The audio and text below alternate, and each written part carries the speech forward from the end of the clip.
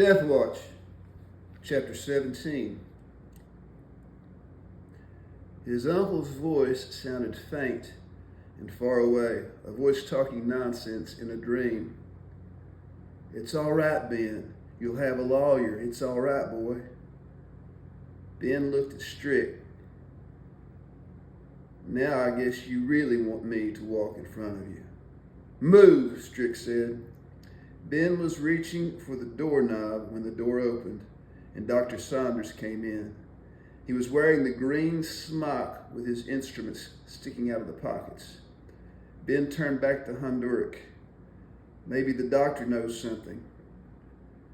The doctor looked at him as though he were some sort of bug and walked on by him, going toward Honduras.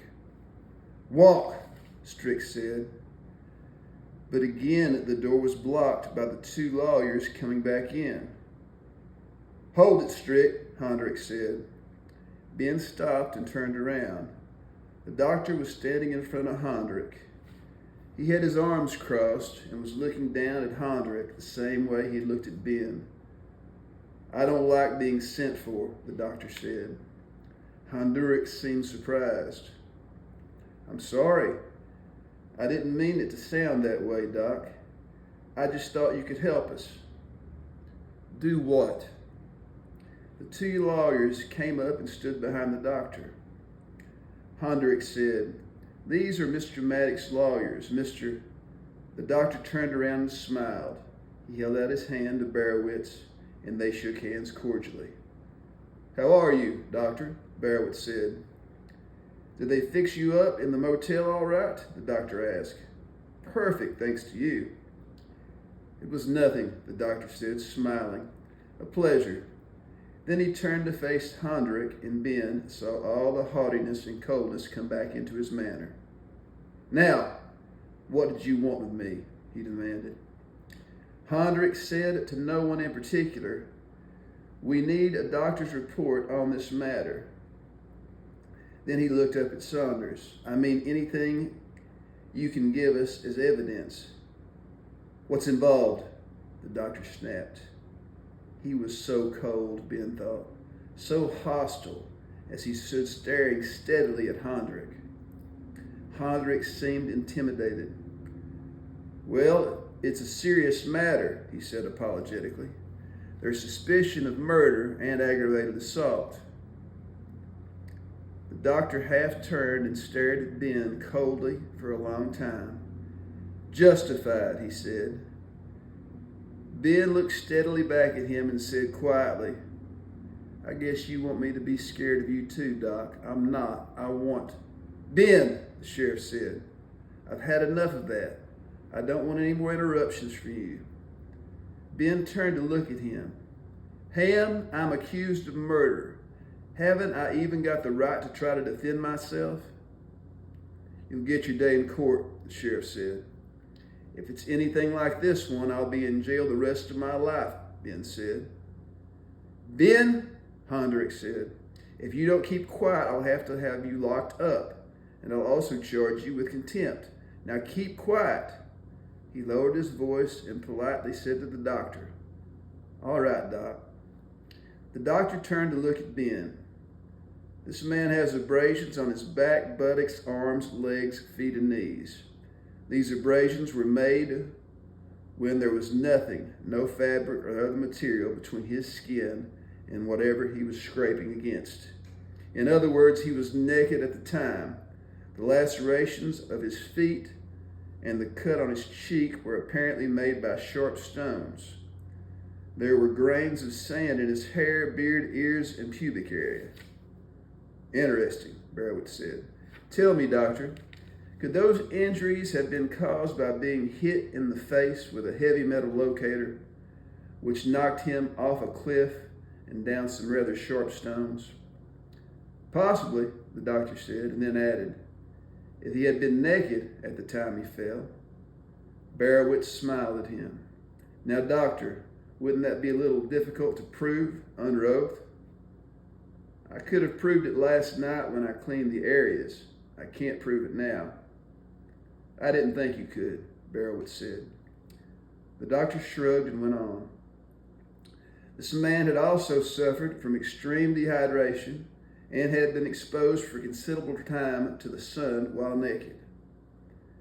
If you remember, sir, Barowitz said to Hondrich, Mr. Maddock complained in his statement that this man he had hired to take him hunting wasted a great deal of time lying about, nude, taking sunbaths. Oh, come on, Ben said. He looked around at the others. I'm not crazy. I don't lie out in the sun in the desert. You know that.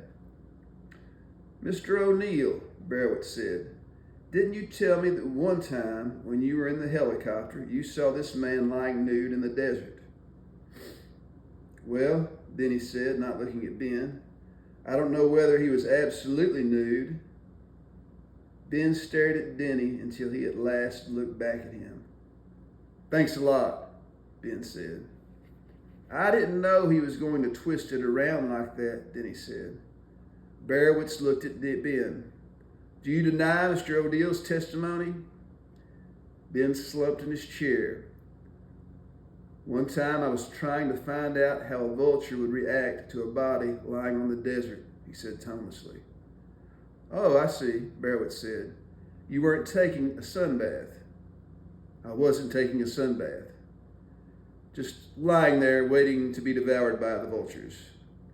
Ben saw some of them smile. Barowitz turned away. Now, doctor, he said pleasantly, you've detailed the minor cuts and bruises of this man.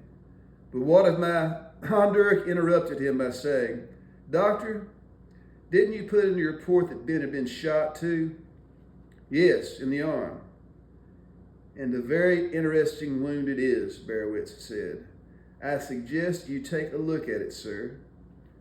Ben held up his arm, turning it so that the bandages could be seen. Isn't that a convenient little wound? Barowitz asked. The kind of minor flesh wound a man would inflict on himself in an attempt to accuse someone of shooting him. As you say in your report, Doctor, the bullet caused no injury to the arm. It's evident, sir, that this man shot himself, being very careful not to hurt himself, and only for the purpose of trying to incriminate Mr. Maddock. Mr. Hondrich, how did I do that if I didn't have a gun? Ben asked. Barowitz said smoothly, Sir, it has already been established that he did have a gun, that he took his rifle with him. That's how he was able to see the warden's clothes with the telescopic sight. Oh, that's right, Hondrich said. Barowitz turned back to the doctor. Now let's get on to the real evidence. The intentional, deliberate, premeditated, and actual shooting of Mr. Maddock by this man, who now claims that he didn't have a gun. I'm sure, Doctor, that you can prove to any court's satisfaction that Mr. Maddock was shot, and shot repeatedly, with malice and with forethought. I don't know what the man who shot him was thinking about, the doctor said. I can only testify that Mr. Maddock was shot 5 times. 5 times, Barowitz said slowly, and looked around at the men of the room. Since all of you are expert marksmen, I'm sure you will all agree with me that an expert who hits a man 5 times in 5 shots but does not kill him evidently did not want to kill him. That, in fact, to have killed him would have been a fatal error. I didn't want to kill him, Ben said. You don't have to prove that. Of course you didn't, Barowitz snapped. Or you wouldn't have an alibi at all. He turned back to the doctor. What caliber rifle was Mr. Maddock shot with, Doctor? Ben eased his head back on the chair. He wasn't shot with any caliber rifle. He was... Ben! Hondrich warned. Go ahead, Doctor. I'm not an expert on calibers, the doctor said. All I have is evidence of what hit Mr. Maddock. Barowitz took a Hornet cartridge out of his pocket and showed it to the doctor. About the same size, same diameter as this bullet? The doctor examined the bullet and said, very close, I'd say. That's a Hornet bullet, So wouldn't you say that Mr. Maddox was shot by a hornet rifle, Doctor? Before he could answer, Hondrick said mildly, "Isn't that kind of assuming things?" "If that's your opinion, sir," Barrowitz said. "All I'm trying to establish is that the doctor said Mr. Maddox was hit by bullets of the same size as a hornet's. I really don't think you could call that an assumption." "Well, I don't know. Let it pass for now," Hondrick said. "Of course, sir. Now, Doctor, aren't the bullets that hit Mr. Maddox the same caliber as those that hit and killed the old man, hornet bullets?" "Two of the slugs you showed me are about the same size, but smaller than the third." Ben's uncle looked confused. "Third? I thought he was only shot twice." Barrowitz sounded a little tired as he said, "Don't you remember? Your nephew also used Mr. Maddox's gun to shoot the old man." "Oh, that's right," Ben's uncle said. "3 times, the doctor said. Once by a bullet of considerable weight traveling at a high speed. The other 2 wounds were made by bullets of much less weight." That made Barrowitz happy. A good doctor doesn't need an autopsy to make a simple observation like that, does he, Doctor? "No. You can look at the wounds and see the difference in the tissue and bone destruction made by a heavy bullet compared to that of a much lighter bullet." Hondrick would just tell him to shut up again, Ben thought, but he asked it anyway. "Which one killed him, Doc?" The doctor looked at him as though he were an idiot. "The first one to hit him, of course." "Then either the bullet in his throat or the one in his chest could have killed him," Barrowitz asked. "The one in his chest," the doctor said. Ben pushed his aching feet out along the floor and slumped down in the chair, knowing that the doctor would ignore him. "Which one, Doc? The little one or the big one?" Ben was surprised when the doctor said quietly, "Of the 2 bullets that hit him in the chest, the first one killed him. That was the heavier of the 2.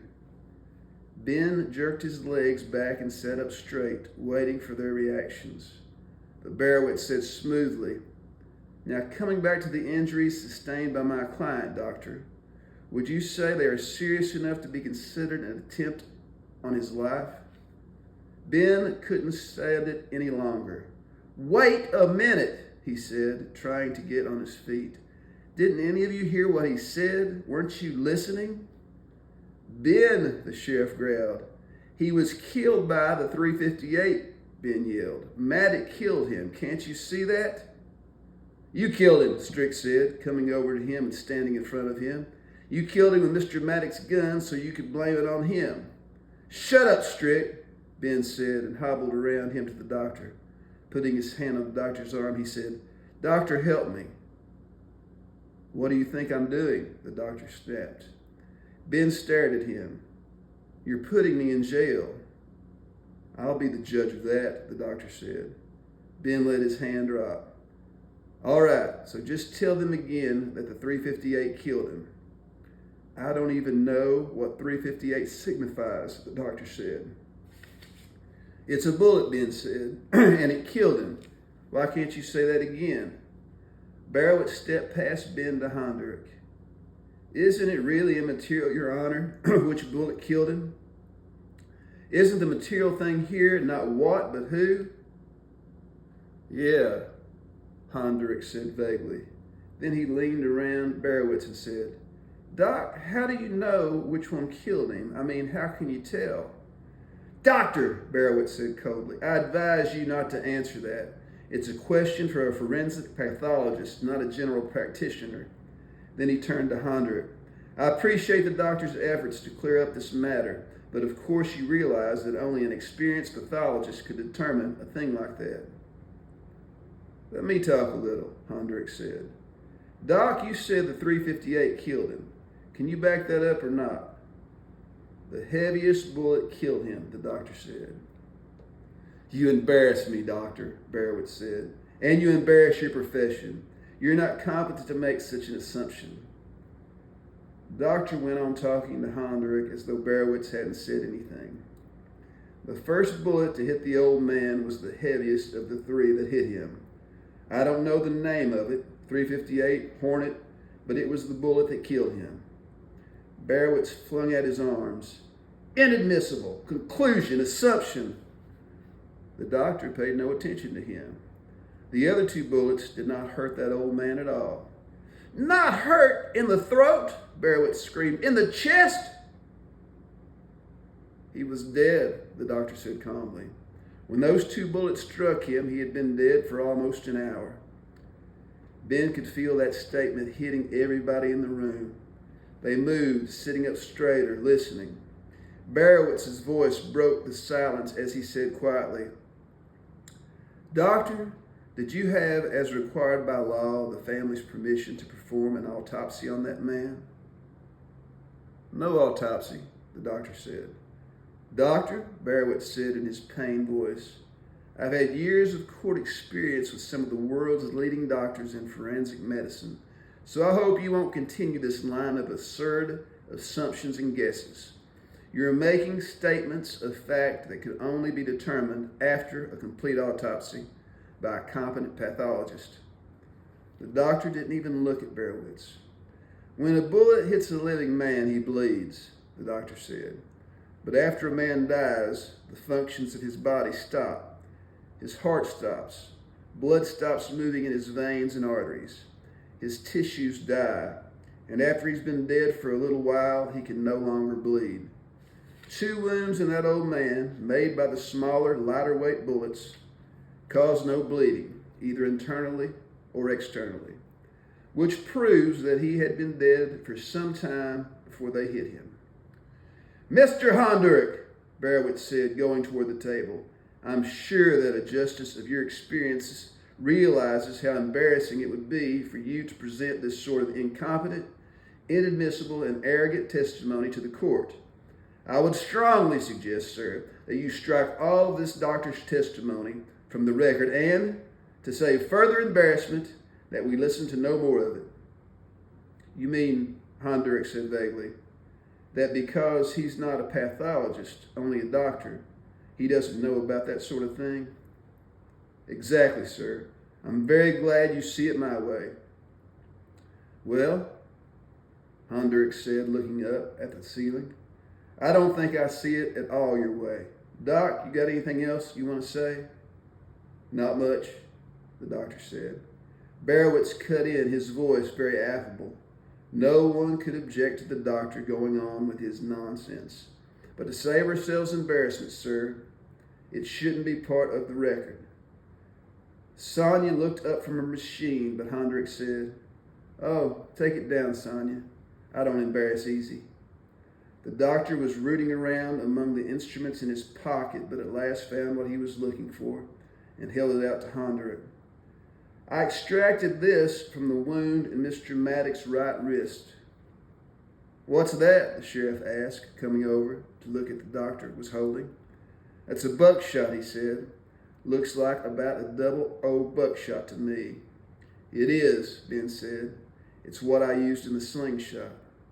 Of course, Bearwitz said, the non-existent slingshot. Your Honor, I don't like to say this, but don't you think that there's collusion here between the doctor and the accused? A doctor can produce any sort of object and claim he extracted it from the wound of a victim. If there's any collusion, the doctor said, Emma Williams is in on it too. She's the one who first saw this thing. I only took it out. Hondurek reached over and picked up the buckshot. What do you make of it, Ham? Well, I don't know, the sheriff said. Ben says he only hit him with a slingshot, and if the bullet was still in Maddox's wrist, it couldn't have been very fast. Was it inside his wrist, Doc? Hondurek asked. Not just lying around somewhere? It was embedded in the tendons of Mr. Maddox's wrist. His other wounds were also made by soft lead projectiles, not by bullets with brass cases like those I've been shown, because there are no traces of lead in all of his wounds. Bearwitz pushed roughly past the doctor to confront Hondurek. Your Honor, I have to object. You can't let this man continue with his contrived assumptions as to weapons and ammunition when all he has produced is a common buckshot available at any dime store. As Barowitz talked, the doctor rooted around in the big pocket again.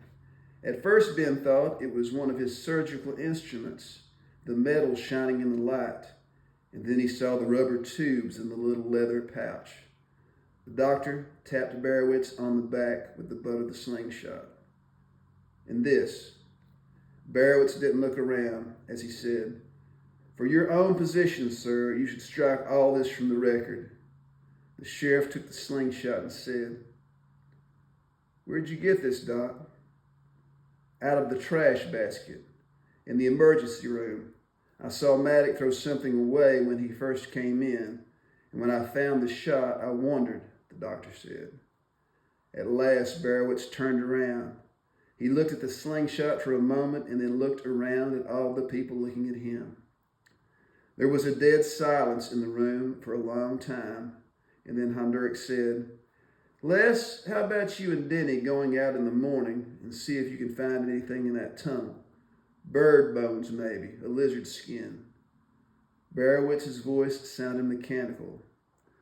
"I have already established that dead birds prove nothing." They weren't listening to him anymore, as Hondurek went on. "And maybe Ben left some blood across the funnel. Wouldn't be any other way to get it there." Les didn't seem to be listening to anything. He sat, his legs stretched out in front of him, frowning down at the floor. Then at last he looked up. "I could kick myself," Les said, and then turned to Ben. "Ben, I'm sorry. I apologize. I could just kick myself. Judge, when I was at the Jeep talking to Maddox, Ben couldn't have had his gun in the mountains or anywhere else. I just remember now that I saw the old Hornet of Ben's in the windshield scabbard of the Jeep." Hondurek said to the sheriff, "Ham, we better keep that deputy on duty down there with Mr. Maddox. Yeah, we better do that." Barowitz was shaking his head. "Don't think for a minute this is the end of this." "Well, I don't think it is, Mr. Barowitz," Hondurek said mildly. Barowitz whirled away from him, and the two lawyers walked out of the room, their briefcases swinging in unison. Nobody said anything. Nobody even looked at Ben. His uncle was looking up at the ceiling. Les was pulling at some loose thread in his pants, and Denny was examining the floor, and Sonia was putting a cover on her stenotype machine. Strick was cleaning something off the butt of his gun with his fingernail, and the sheriff was showing the doctor how to hold the slingshot, and Hondurek was pushing some papers into a pile. And then at last, Hondurek looked up at Ben. "Ben, you see, it was just so hard for me to believe that any man could do the things he did to another man. I just couldn't believe it, Ben." "Neither could I." Hondurek looked vaguely around the room. "We'll have to charge Mr. Maddox with something. Aggravated assault." He looked at Ben. "He tried to kill you, didn't he, Ben? He shot you. So will you testify to the intent to commit murder and assault with a deadly weapon?" "No," Ben said. "I came here to report an accident." The end.